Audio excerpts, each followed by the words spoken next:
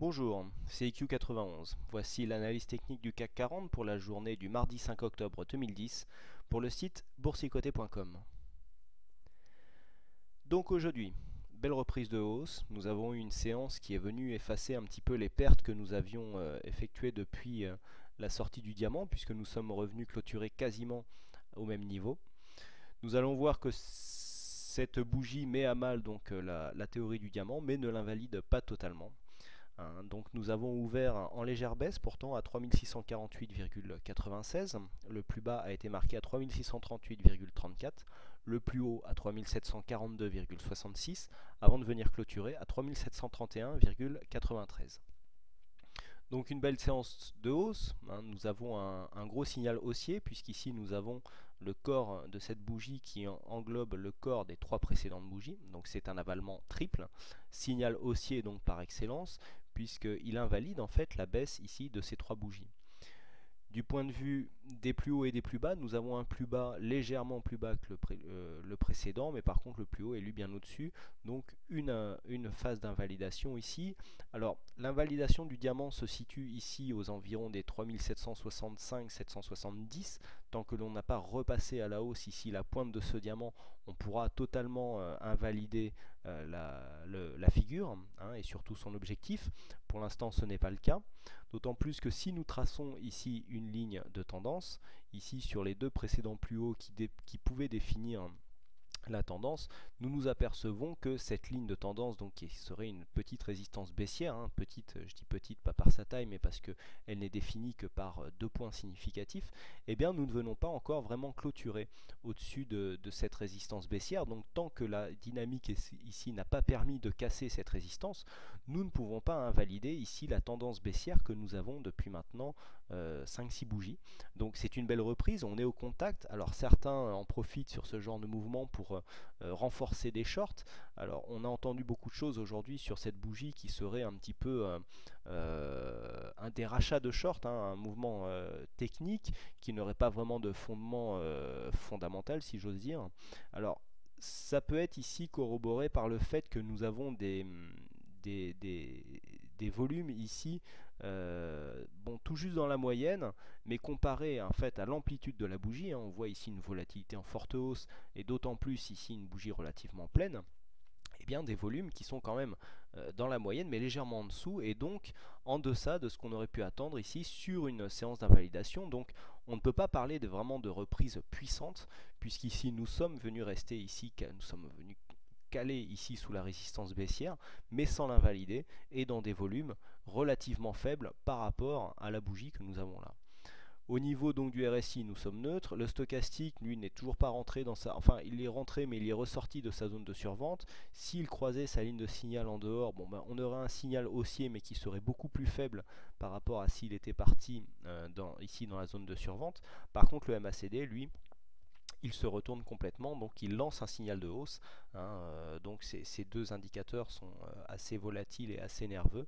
Et là, ici, on aurait une invalidation. Donc vraiment, d'un point de vue chartiste, on ne peut pas encore valider une reprise haussière, malgré l'avalement triple, mais nous sommes encore sous la résistance baissière. Du niveau des indicateurs, ben, c'est un peu mi-figue, mi-raisin. Donc pour l'instant, par rapport vraiment à l'amplitude de cette bougie, le signal n'est pas si puissant que ça. Donc si on cassait ici la zone de résistance baissière assortie des 3750, bon bah là l'invalidation du diamant ne ferait pas un pli puisque la zone d'invalidation se trouve 15 points en dessus et on reviendrait certainement au contact dans un premier temps des 3780 points. Du point de vue donc des volumes et de la volatilité, on en a parlé. Donc bien sûr, ce signal alors invalide le signal baissier que nous avions eu sur le CAC hier. Alors pour ceux qui étaient bien sûr, pour ceux qui jouent sur le CAC Cash, parce que au niveau du CFD, comme je vous l'avais écrit hier, nous sommes descendus assez pour valider un financement de stop qui n'a pas pu être validé aujourd'hui car nous sommes descendus à 3638. Il aurait fallu descendre à 635 pour valider un financement. Bon bah là le signal est perdant puisque j'avais anticipé une cassure des 660 vers 610, rien n'a été touché, même pas l'objectif intermédiaire à 635. Donc ici nous sommes stoppés, le trade est perdant.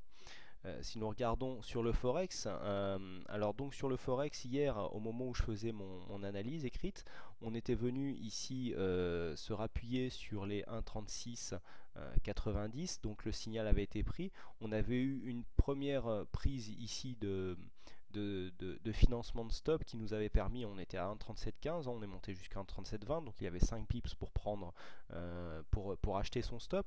Et ensuite, alors bon, je suis un peu embêté, donc ça dépendra de la plateforme de chacun. Ici, nous sommes venus à 1 pips du stop. Personnellement, chez moi, il ne s'est pas déclenché, et après le signal a été gagnant. Donc bon, d'un point de vue de la cotation pure, je ne peux pas valider ce signal, hein, parce que là, ça dépend trop en fait des plateformes, parce que d'une plateforme à l'autre, le Forex n'étant pas un marché centralisé, on peut avoir eu pétage de stop ou pas. Là, ça dépend vraiment de votre plateforme, donc je me place du côté du pire, parce que c'est trop facile dans ce cas-là de donner des trades gagnants. De mon côté, moi, le trade a été gagnant, puisque l'objectif a été largement atteint, mais il n'en est pas de même pour forcément tous. Donc voilà donc ce que l'on peut dire pour l'instant au niveau du trade.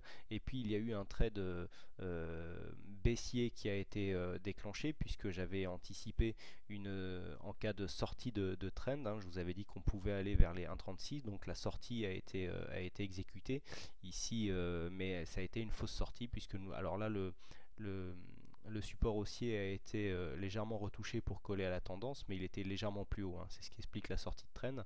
Les 1,36 n'ont pas été touchés. Par contre, nous sommes descendus d'une trentaine de pips, ce qui nous a permis aussi de financer le stop et donc d'invalider le trade sur un trade nul. Donc on voit ici que le stop financé, dans le pire des cas, nous a permis de sortir sur 2 trades neutres au lieu de trades perdants. Donc ce qui est toujours intéressant si on cherche à limiter ses pertes dans le trading, hein. Ce qui est toujours le trading, c'est déjà apprendre à ne pas perdre avant d'apprendre à gagner.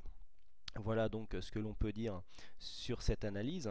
Donc les repères pour demain ici, c'est la résistance baissière que nous avons là, qu'il ne faudrait pas casser en clôture, même je veux dire une seconde attaque assez violente. Si on a que la mèche, ça serait quand même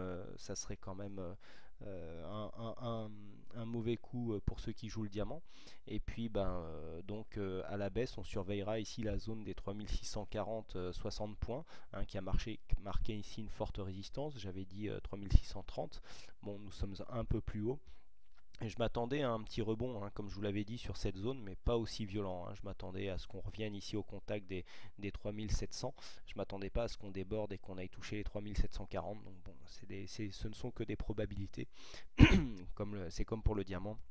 Les probabilités, même si elles sont fortes, des fois nous font avoir tort. Bon, il faut le reconnaître, et surtout il faut savoir invalider un signal à temps pour ne pas trop creuser ses pertes.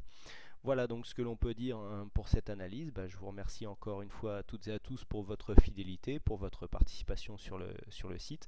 Merci notamment à Steph pour tous les indicateurs qu'il code. Il nous donne les codes Pro Real Time sur le forum, hein. Donc pour ceux qui veulent des indicateurs dédiés, vous pouvez aller sur le forum du site, hein. Vous trouverez des codages d'indicateurs intéressants que je n'ai pas eu le temps d'intégrer sur ma plateforme pour l'analyse de ce soir, mais qui seront très prochainement, hein, notamment ce MACD avec un changement de couleur quand les histogrammes changent d'évolution. Bon, il y a plein de choses intéressantes, donc je vous invite à venir visiter le forum, c'est vraiment très riche, vous y trouverez plein de renseignements.